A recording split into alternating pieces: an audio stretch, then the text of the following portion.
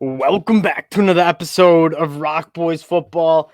Heading out to the Pac-12 Friday night, two programs that we've talked a ton about in the offseason. We've broken down games for these teams, the Utah Utes heading on the road, Corvallis to play the Oregon State Beavers. This is a game that cannot wait for, a hard hat game Friday night. Excited to get into it. Now, before we do, just want to say thank you to you guys, and especially the Pac-12 fans. Like, you guys know I'm on record, Pac-12, the best conference in America in this 2023 season. The support from you guys truly does mean a lot. So if you do enjoy the content, consider subscribing to the channel. But more importantly, and again, best part about doing this, talking ball with you guys in the comment section. So let us know your keys to the game, your picks here. Dill, going to send this one off to you. The Utes, Beavs, in Corvallis. How we feeling here? Yeah, I think I almost got to start. If you watched our UCLA Utah preview breakdown, I picked UCLA, and that like, in hindsight, you just got to be the dumbest person alive to pick against Utah with a freshman quarterback. I don't care how good that quarterback is, and Dante Moore is great, and he honestly played okay against Utah. It's just that defense gives you nothing. Their defensive line has really stepped it up, and I'm just such an idiot. I tried to talk you out of it. I mean, you got a freshman going on the road to Utah with this defense. This Utah defense, I guess we'll start there. Let's just dive in. This Utah defense going up against an Oregon State offense that I watched that whole Oregon State Wazoo game. Oregon State can pound the rock. Like, this is a very, very good rushing attack, but they're going up against the Utah Utes team. I'm going to read some stats off to you. I'm not a stat nerd, but I have some stats prepared. 1.7 yards per carry to opposing teams. That's number 2 in the country, only allowing 10.3 points per game.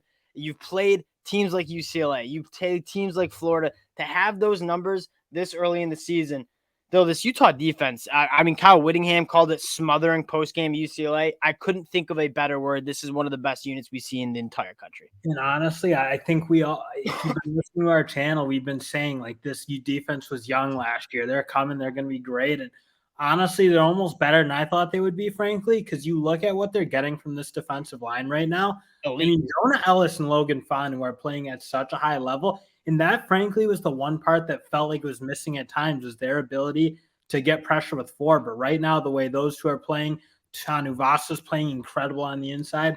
I think the fact that they can just smother teams up front defensively without really needing to blitz a whole lot is like taking this defense to a whole new level. And they're just, again, like, the smothering is the perfect word. I got another stat for you. I'm a stat guy. I'm 10% sack.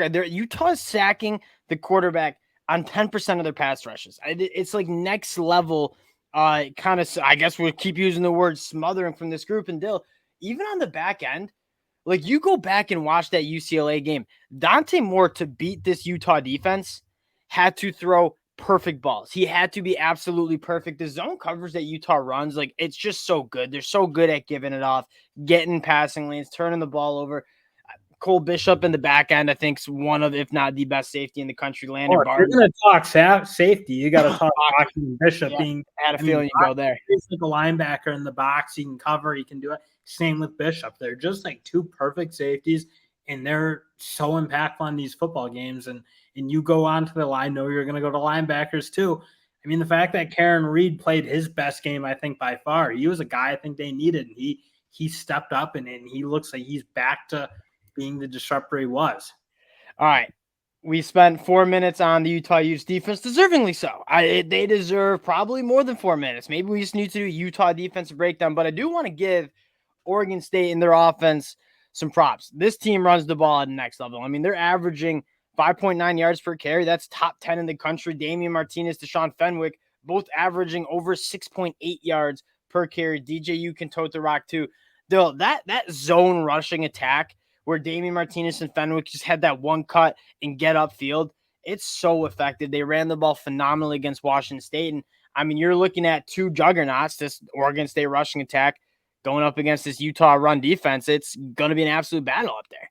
That, like, you talk about, I mean, that slashing running game creates more big runs. Like, I mean, it feels like 20-plus yarders than I can think any other team I really watch. It's just unbelievable how often they're able to get big plays out of that run game.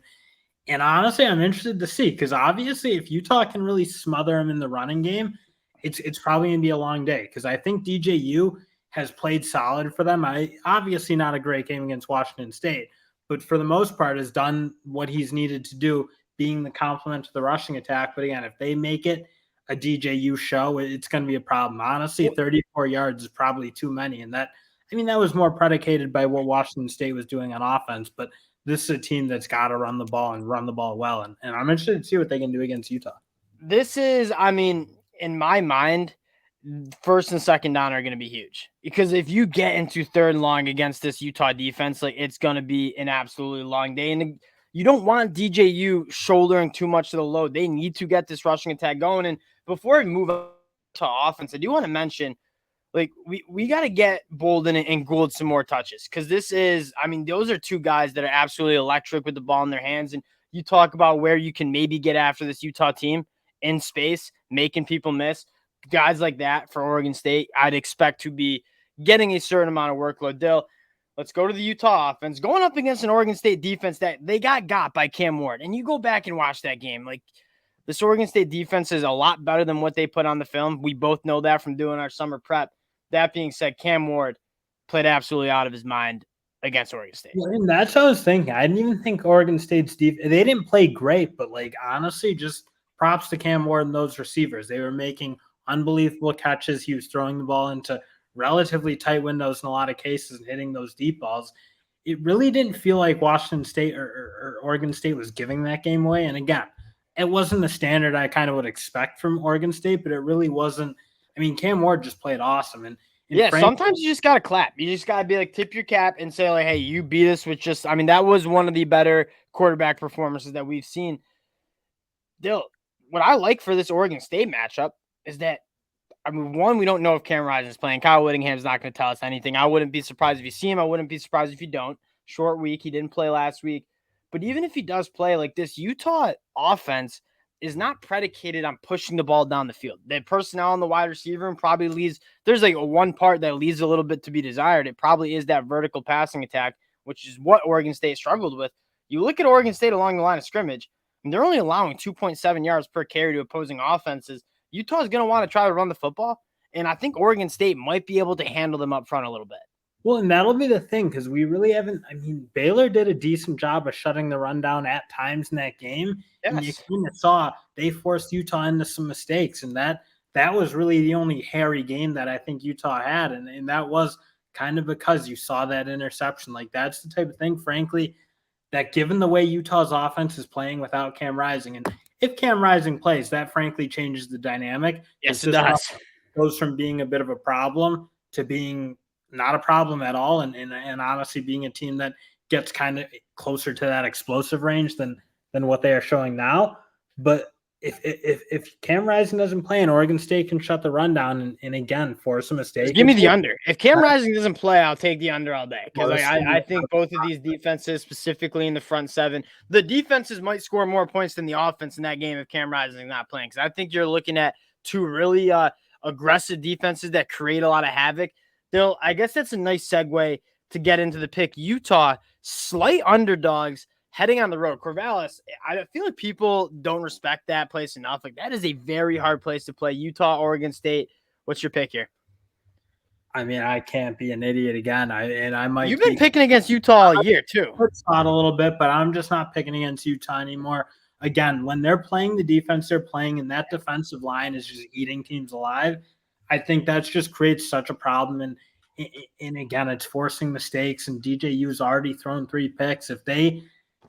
I suspect they're going to put them in conflict. I don't know. If Oregon State can run the ball, like, that'll make this game interesting, but it's really hard to pick against what Utah's doing just because that defense is playing out of this world. And it's hard to even see many teams scoring besides maybe USC and Oregon, because they're playing. Give me Utah. Give me Utah. And I'm like pretty just from the mat, and I loved it. Like, it actually hurts me because, like, if you guys have listened to me in the offseason, Oregon State was one of my kind of picks at the top of the Pac-12, and even if they lose this game, that does not waver.